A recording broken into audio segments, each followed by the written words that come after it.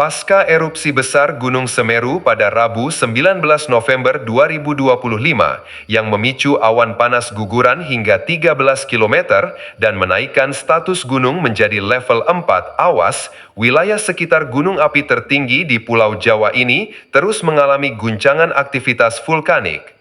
Hujan deras yang mengguyur kawasan puncak Semeru sejak Kamis malam hingga Jumat telah memicu banjir lahar hujan yang menerjang permukiman di Kecamatan Pronojiwur dan Candipuro, Kabupaten Lumajang, Jawa Timur. Banjir lahar dingin ini mencapai getaran amplitudo maksimum hingga 43 mm, menyebabkan aliran sungai seperti Besuk Kobokan, Besuk Bang, dan Besuk Kembar meluap dengan material vulkanik yang pekat dan berbahaya. Pada Jumat 21 November 2025, banjir lahar hujan dimulai sekitar pukul 10.50 waktu Indonesia Barat di Kalilanang dan tiba di Jembatan Geladak Perak sekitar pukul 10.56 waktu Indonesia Barat, disertai letusan sekunder yang menghasilkan kepulan asap tebal dan suara gemuruh. Aktivitas ini berlanjut hingga petang, dengan aliran lahar yang bercampur sisa material erupsi memicu ledakan sekunder di sekitar Jembatan Geladak Perak. Hujan deras di hulu juga menyeret material vulkanik ke kawasan wisata Tumpak Sewu, mengubah aliran air menjadi coklat pekat dan deras yang berpotensi membahayakan wisatawan dan warga sekitar. Memasuki Sabtu 22 November 2025, kondisi semakin memburuk dengan luncuran lahar disertai letusan sekunder yang menutup jembatan limpas di Dusun Sumber Langsep dengan tumpukan batu dan pasir. Mobilitas warga terganggu dengan banyak kendaraan kesulitan melintas, sementara kabut tebal menyelimuti jembatan Geladak Perak setelah hujan deras berlanjut.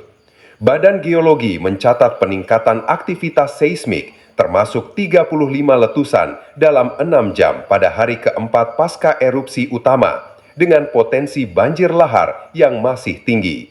Pihak berwenang terus memantau dan mengimbau warga untuk menjauhi radius 20 km dari puncak serta 500 meter dari tepi sungai.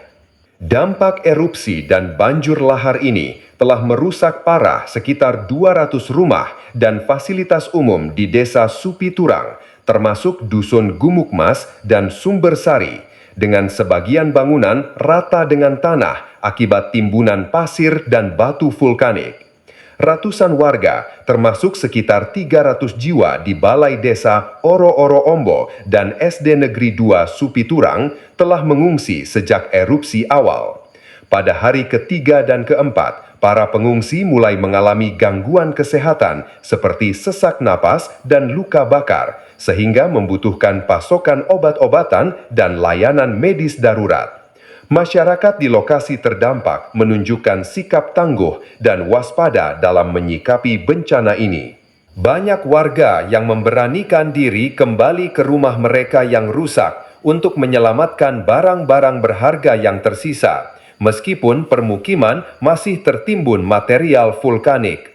Di media sosial, cerita duka beredar luas, seperti seorang warga yang melihat mertuanya menangis melihat rumahnya hancur total.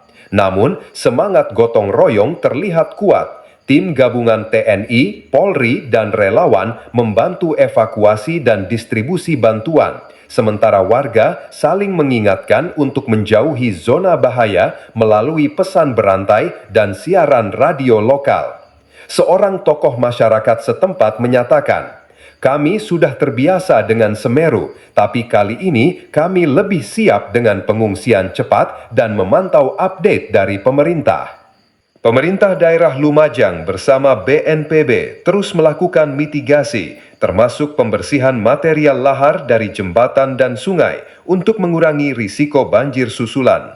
Warga diimbau tetap tenang namun siaga, mengingat potensi erupsi sekunder dan banjir lahar masih tinggi di tengah musim hujan.